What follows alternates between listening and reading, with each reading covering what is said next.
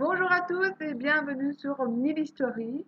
Voici enfin la première vidéo d'analyse consacrée donc à la thématique que nous verrons pendant un certain laps de temps, la thématique féminisme au pluriel. Et donc comme promis, je vous présente dans un premier temps ce bouquin que voici, que voilà, c'est-à-dire le bouquin de Mona Chollet qui s'appelle Sorcière, la puissance des femmes invaincues. Donc vraiment. Alors, pourquoi est-ce que je choisis donc ce bouquin pour introduire la thématique féminisme? Parce que je trouve que c'est un bouquin qui permet et qui met en avant toute une série de questionnements concernant le féminisme et la condition de la femme de nos jours. Alors, dans un premier temps, on va s'intéresser à l'auteur, qui est donc Mona Chollet. On va se poser la question en quoi est-ce qu'elle est pertinente pour parler du sujet, c'est-à-dire le sujet de la féminité, du féminisme actuel. Derrière le bouquin, nous avons déjà une série d'informations. Donc, Mona Chollet est une journaliste au Monde diplomatique. Elle est notamment l'auteure de Beauté fatale, les nouveaux visages d'une aliénation féminine et de Chez soi, une odyssée de l'espace domestique. Donc, ce sont des livres qui ont été publiés en 2012 et en 2015, donc après ce bouquin-là.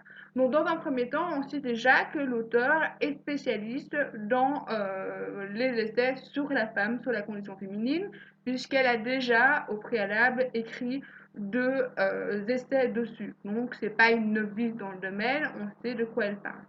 De deux, elle est journaliste. Alors le mot journaliste, évidemment, peut poser problème pour plusieurs personnes et je vais vous expliquer pourquoi est-ce que le mot journaliste peut amener à ce que certaines personnes n'aient pas spécialement envie ou considèrent que les propos avancés ne seront pas corrects ou validés par certaines personnes.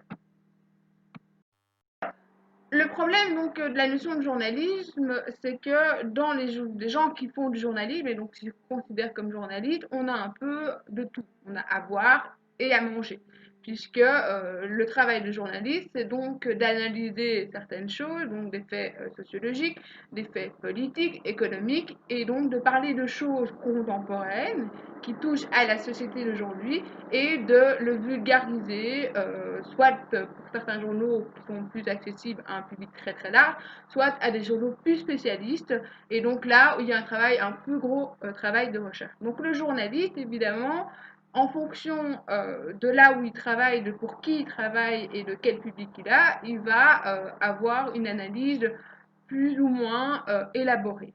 Quand on voit le mot journaliste, il y a de tout et de n'importe quoi, et donc c'est important de faire la part des choses. Dans le cas de Mona Chollet, donc je retourne à mes moutons, on a donc, on sait déjà que l'auteur est spécialiste dans le domaine, puisqu'elle a déjà écrit toute une série d'essais là-dessus, etc.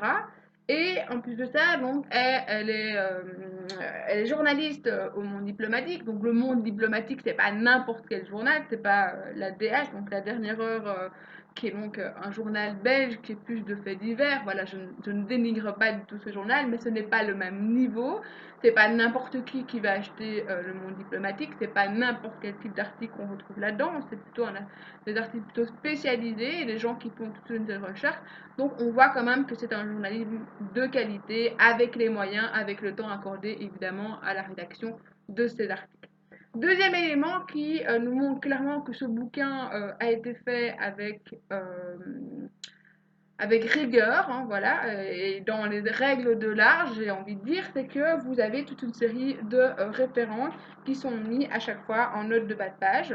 Donc ici, donc pour ceux qui s'y connaissent pas spécialement, enfin, normalement tout le monde le sait, vous l'avez normalement appris dans vos cours d'histoire, enfin, je l'espère, c'est que quand vous faites un travail scientifique, donc quels que soient les domaines, vous êtes obligé de mettre des notes en bas de page quand vous faites référence à telle ou telle œuvre, article, poème, film, cinématographie, etc. Ce bouquin de Mona Chollet, je vais vous expliquer en quoi moi, en tant qu'historienne, je le considère comme étant valable et bien construit et bien fait. Et c'est pour ça que je vais donc vous présenter la façon dont cet essai a été présenté par Mona Chollet. Donc je précise encore une fois que je ne vais pas aller dans les détails, je ne vais pas donner tous les exemples qu'elle donne pour appuyer son point de vue, je vais vraiment prendre le fil rouge, donc vraiment résumé, et donc c'est vraiment pour moi ça qui va être le fil conducteur pour la suite des analyses que je ferai. Je n'ai pas encore décidé ce que je ferai plus tard, mais je vous préviens très vite. Alors, donc, déjà, ce que j'apprécie énormément et qui m'a directement tapé à l'œil, c'est vraiment le titre du bouquin qui s'appelle Sorcière, la puissance invaincue des femmes. Mona Hachette commence directement en expliquant, voilà, qu'est-ce qu'est le mot sorcière, d'où ça vient et pourquoi est-ce que l'emploie. Alors, elle pose la question, c'est une question ouverte, hein, et alors elle n'y répond pas spécialement parce qu'il n'y a pas vraiment une vérité là-dessus, puisqu'elle interprète des faits du passé. Elle pose la question, est-ce que les premières sorcières n'auraient pas été, ce qu'on va dire, les féministes primitives, les premières féministes d'une certaine façon? Je rappelle que le mot sorcière, les premières sorcières, c'est une appellation qui est octroyée à des femmes qui seront condamnées et mises très souvent sous un bûcher où elles seront brûlées vives. Et donc, pour vraiment savoir de quoi on parle, les sorcières, c'est vraiment une appellation qu'on retrouve seulement à la toute fin du Moyen Âge et quasiment en grande majorité, les sources sont vraiment du début des temps modernes. Hein. Donc vraiment ce stéréotype, ce cliché comme quoi les sorcières, les bûchers, c'est quelque chose de médiéval, c'est faux. C'est une grande erreur qu'on fait très souvent. Donc les sorcières, c'est vraiment quelque chose qui émerge essentiellement au temps moderne. Et donc Mona Chollet introduit et explique tout ça et se pose la question quels ont été les critères d'exclusion, quels ont été les critères de discrimination envers ces femmes pour qu'elles soient définies comme sorcières. Et donc elle va en énumérer plusieurs, moi j'en ai repris trois que je considère comme étant les plus importants. Et ces trois critères, elle va nous montrer à travers son ouvrage que ils sont encore visibles de nos jours. Et c'est pour ça, du coup, qu'elle parle de première féministe, parce que c'est vraiment ces critères d'exclusion envers la femme, au-delà qu'elle soit femme, voilà, du genre femme, féminin, ces critères vont amener à ce que encore aujourd'hui, on est mis de côté dans la société, on est discriminé et on n'est pas mis au même pied que l'homme. Le premier point qu'elle met en avant, vraiment au sein de ces femmes sorcières, donc du début des temps modernes, c'est que très souvent, c'était des femmes indépendantes. C'est-à-dire qu'elles ne vivaient pas auprès d'un mari, d'un frère ou même d'un cousin, peu importe. Donc il faut bien comprendre que à la fin du Moyen Âge et temps moderne et jusqu'à nos jours, on a l'idée que la femme ne peut pas vivre toute seule. Elle est incapable de vivre toute seule. Donc il y a une magnifique citation que Mona Chollet reprend et que je reprendrai, pour que vous compreniez vraiment à quel point c'est fort. C'est une citation de Malus Maleficarum. Une femme qui pense seule pense mal. Voilà. Puisque la femme, elle est incapable de penser, elle est traversée par les changements hormonaux, etc. Et donc, il faut un mari, il faut un père, il faut un frère qui soit capable de penser à sa place. Donc, c'est vraiment la mentalité de cette époque-là. Hein. Donc, on est au temps moderne, je ne parle pas de Moyen-Âge, mais vraiment au temps moderne, on pense comme ça. Et donc, concrètement, il y a l'idée qu'une femme, c'est comme un enfant, elle ne peut pas penser par elle-même, et donc du coup, concrètement, il faut qu'il y ait quelqu'un qui pense à sa place. Et le problème avec les sorcières, c'est que la plupart du temps, c'était des femmes qui étaient seules. Pas parce qu'elles l'avaient choisi, enfin, je suppose que certaines avaient choisi ce mode de vie, mais la plupart d'entre elles se retrouvaient seules parce que leur mari était décédé très jeune, parce qu'elles avaient perdu leur famille, enfin, il y a toute une série de raisons qui ont fait qu'à un moment donné, des femmes se retrouvent toutes seules. Donc, un exemple, par exemple, que vous retrouvez si ça vous intéresse, c'est dans ce bouquin ici de Catherine et Marie Veil, où on a en fait à la fin du XIVe siècle trois femmes qui se retrouvent toutes seules, sans mari, donc on a la grand-mère, la mère et la fille, et elles vont être accusées de sorcellerie parce que justement elles sont seules, elles sont un peu en dehors de la société du village, et évidemment dès qu'il y a des problèmes, il faut trouver un bouc émissaire, pardon, Et donc concrètement, des femmes seules, c'est vraiment le bouc émissaire parfait. Donc, l'indépendance féminine, c'est vraiment quelque chose qui a dérangé très très très tôt et qui a des répercussions encore dans notre société.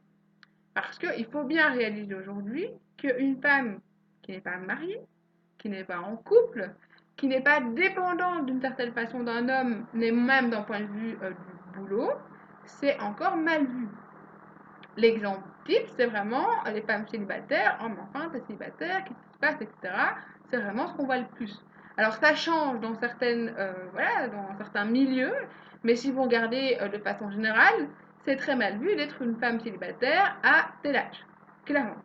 Deuxième point, quand vous regardez les grandes sociétés, les lieux où il y a des grandes décisions, c'est très très très souvent des hommes. Et c'est souvent l'homme qui prend la parole en premier lieu. Et la femme s'efface parce que, voilà, il y a toujours cette idée, ben, l'homme parle avant la femme. Et donc, je pense que ça, Mona Chollet, elle explique vraiment très bien. On ne se rend pas encore compte, on ne réalise pas à quel point même des gens éduqués, cultivés, ont tendance, en tout cas pour les femmes, à s'effacer face à des homologues masculins. Moi, je pense par exemple, dans le milieu universitaire ou des grandes entreprises, clairement, c'est comme ça que ça se passe. Et un autre exemple, quand vous regardez un film lambda dans ce style-là, je prendrais par exemple le film La Proposition avec Sandra Bullock et je ne me souviens plus comment s'appelle l'autre acteur qui sort avec Blake Lively, voilà. Clairement, c'est une femme rayonnante qui a réussi dans sa carrière mais qui est célibataire et qui est vraiment décrite comme étant une terreur, elle est pas gentille, elle est méchante, elle est aigrie, voilà. Et donc la femme qui a du succès dans son boulot est présentée comme la femme aigrie, qui n'a pas d'amour, qui n'est pas heureuse, etc. Et bon, la fin, je vous spoil, hein, excusez-moi, à la fin, bah, elle finit avec son assistant, qui est donc le beau garçon, qui lui a fait découvrir les joies de la famille, etc., parce qu'il n'avait pas eu de famille. Donc vraiment, il y a l'idée que la femme, elle n'a pas le droit d'être indépendante et être heureuse sans qu'il y ait, on va dire, une figure masculine quelque part, que ce soit son patron, son mari ou son père.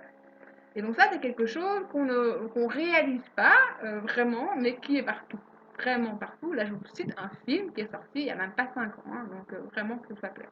Donc ça, c'est la première chose que Mona Chollet met en avant et elle donne toute une série d'exemples qui va évidemment appuyer cet argument-là. Le deuxième point qui moi personnellement m'a le plus choqué, c'est l'idée que chez les sorcières, ce qui est très particulier, c'est que c'est comme c'est des femmes indépendantes, elles ont en fait un pouvoir sur leur sexualité et la sexualité des autres femmes. Puisque très souvent, les sorcières, et c'est aussi pour ça qu'elles dérangeaient, c'était des guérisseuses, donc c'était des femmes qui avaient une connaissance de l'anatomie humaine, l'anatomie féminine, une connaissance des plantes et donc de comment guérir évidemment certains maux, dont vraiment parfois l'utilisation et la pratique de l'avortement.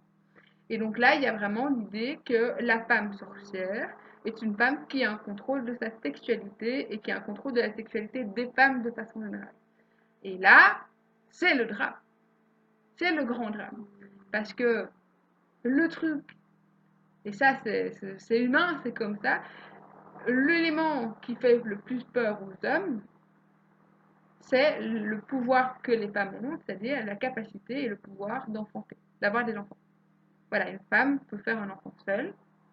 Enfin bon, voilà, maintenant avec la technologie, oui, clairement, on peut faire des enfants sans femme, mais on part du principe que c'est la femme qui enfante. L'homme ne peut pas enfanter. Voilà, il fait pendant 30 secondes, il fait son boulot et puis voilà. Mais donc du coup, depuis très très longtemps, depuis l'histoire de l'humanité, il y a toujours une fascination envers le sexe féminin et ça, on en reparlera plus tard, mais il y a aussi une peur, une crainte, parce que voilà, à partir du moment où on ne contrôle pas ça, ben, il y a une peur qui se développe.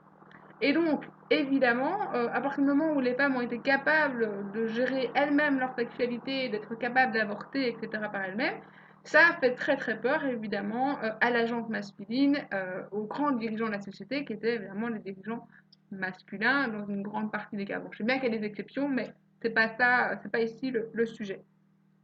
Et donc, la sorcière, c'est vraiment la femme qui permet aux autres femmes de s'émanciper, d'avoir une sexualité Et surtout, qui a le choix de ne pas devenir mère. Parce que pendant très longtemps et encore de nos jours, il y a l'idée que nous sommes une personne, un être humain, parce que nous sommes des mères en devenir.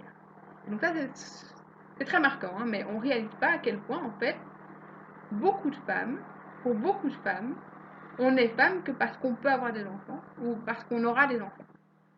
Et là, c'est la question que Mona Chalais se pose, c'est comment savoir si en tant que femme, on veut des enfants parce qu'on en veut nous ou parce que la société nous l'impose comme une norme. Et ça, c'est vraiment quelque chose qu'elle met en avant et elle va faire allusion et elle va montrer des témoignages de toute une série de femmes qui ont eu des enfants parce que voilà, on a des enfants, c'est comme ça. Enfin, il faut, même aujourd'hui de nos jours, quelqu'un qui dit je ne veux pas d'enfants, je vais pas dire que c'est mal considéré, mais ça reste bizarre, c'est pas normal. Et je dis, moi je dis ça, et voilà, et je sais très bien qu'il y a encore vraiment une difficulté à entendre que certaines femmes ne veulent pas d'enfants. Un homme qui veut pas d'enfants, bon, allez, normal, mais une femme, non. Une femme doit vouloir avoir des enfants. Une femme doit avoir l'instinct maternel. Sauf que c'est beaucoup plus compliqué que ça. Et donc, elle questionne vraiment, elle questionne vraiment la norme que la société nous impose. Et c'est clair que, personnellement, moi je vais sur les réseaux sociaux, je trouve des publicités pour des tests de grossesse, des trucs pour enfants, etc., etc. Et donc, il y a vraiment une pression environnante, que ce soit via les films, que ce soit via les publicités, via tellement de choses, qui dit que la femme, elle n'est pleinement femme qu'à partir du moment où elle devient une mère. Et donc il y a vraiment une pression là-dessus qui s'installe et il y a des femmes qui ont le malheur de dire qu'elles regrettaient d'avoir eu des enfants. Et c'est pas voilà, qu'elles n'aiment pas leurs enfants, mais qu'elles ne se sentent pas. C'est pas dans leur personnalité d'être mère d'une certaine façon. Et ça, c'est quelque chose qui est très très très mal entendu et qui est mal considéré de nos jours. Hein. Et donc voilà, la sorcière, c'est vraiment la femme qui choisit d'être mère, qui n'est pas mère, qui choisit d'avorter, qui a vraiment, qui décide de se définir en dehors de la figure maternelle. Dernier point que moi j'ai mis en avant à travers cet ouvrage, c'est la vision ultra négative qu'on retrouve à travers les sorcières de la vieillesse, des vieilles peaux et évidemment de la ménopause. Donc, très souvent, les sorcières, si vous regardez Blanche-Neige ou vous regardez Réponse ou tous les contes, on va dire, traditionnels qui font mention à des sorcières, très souvent les sorcières, ce sont des vieilles personnes avec vraiment qui sont pas belles, qui sont ridées, qui ont des cheveux blancs, qui ont des cheveux gris, qui sont trapus, limite bossus. Et ces vieilles personnes qui sont à la recherche, de façon générale, d'une jeunesse éternelle ou à la recherche de tuer ce qui est plus jeune, ce qui est plus beau. Dans Blanche-Neige, c'est ça. Hein. Là, la reine, qui est belle dans un premier temps, va se rendre laide pour pouvoir, on va dire, tuer ce qui lui fait, on va dire, concurrence, donc la jeunesse éternelle, la belle fille vierge pure, etc. On a la même chose avec Réponse, où clairement, Réponse est kidnappée par cette vieille sorcière parce qu'elle va lui apporter à travers ses cheveux une jeunesse éternelle. Et donc concrètement, la sorcière, elle représente la femme vieille dont on ne veut pas. On n'en veut pas.